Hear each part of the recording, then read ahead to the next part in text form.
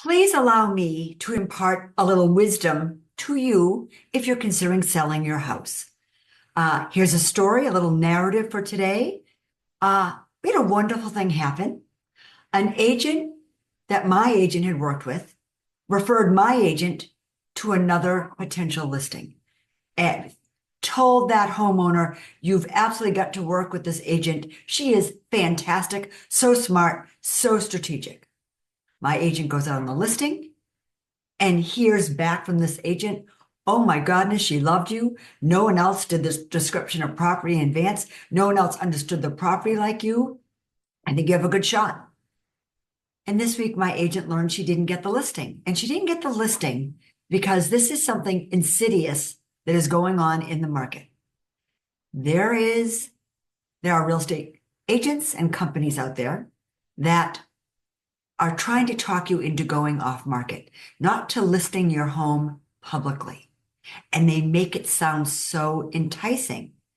And at the same time, when you are not going on the market and getting full exposure, you simply get less money. Your buyer pool is tiny. If you have a precious asset and you're bringing it to market, do you want a tiny little buyer pool or do you want a room teeming with bidders? That's how it goes. Well, anyway, the seller called my agent and said, her name, I really loved you. You were absolutely great. But an agent just offered me this private exclusive listing. So she's going to quietly list my house to her huge network of agents across the country. And, if it doesn't sell, then we're going to go on the market. And what this agent did is talk her into being a pocket listing, a listing that only a few agents know. I looked up some stats for you. So out of the 42,000 agents in our local multiple listing service, they have 1,245 agents, which means they have 2.96% of the agent population. So when this woman's house goes on the market, less than 3% of the agents will know it's on the market. Now, one of two things happens. This company happens to think it's a good time to get market insight and knowledge about the market. Basically, they don't trust their agents to price it right. So if it's overpriced and nobody wants to see it, then they get that out of their system and they put it on the market for the right price.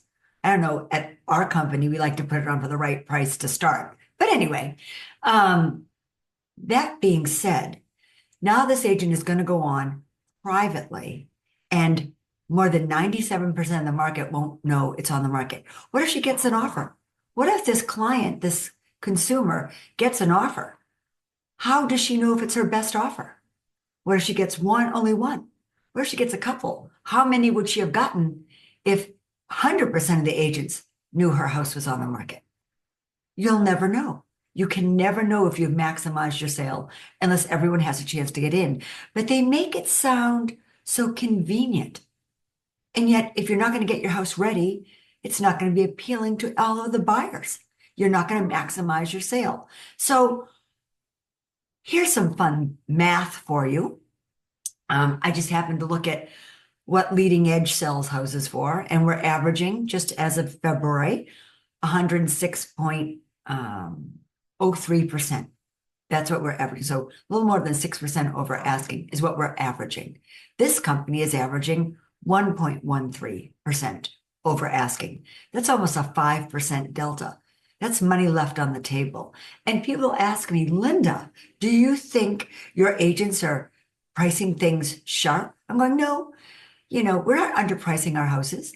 We are just letting the full market work. We have the exact same homeowners who all think their house is worth a lot of money. And yet we're good at getting them and guiding them to pricing it right and creating a product for market that maximizes their sale price.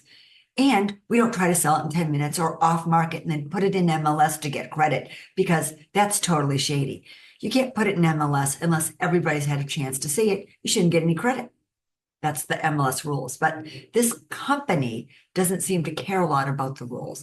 As a matter of fact, they ask most of their sellers to sign a non-MLS agreement as a part of their customary way of putting houses on market.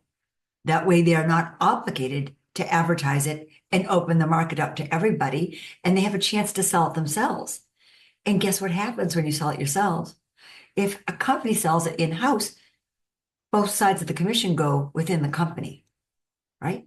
It increases profits. It's good for the shareholders. It's really good for, the agents and the brokerage, but it's not good for the consumer. Not if they're losing almost 5% of their money on average. That's a big chunk of change. Is it worth the extra time to go on the market and get full exposure and let everyone in? We think so. Are there special cases where you want to go off market? Absolutely. But an agent is never supposed to initiate a discussion to go off market. And we know that's not true because they're advertising that they can put you off market. So shame on our MLS for letting this bad behavior go on or ignoring it. That's the way I think about it. So if you ever need a really good agent, someone who's going to do the right thing by you, someone who won't undermine you, someone who's not going to have any shady practices, someone who won't bamboozle you and undersell you, call me and I'll hook you up with an amazing leading edge agent. They'll take very good care of you and make sure you maximize your sale and don't leave anything on the table. That's how it works. I'm here to help.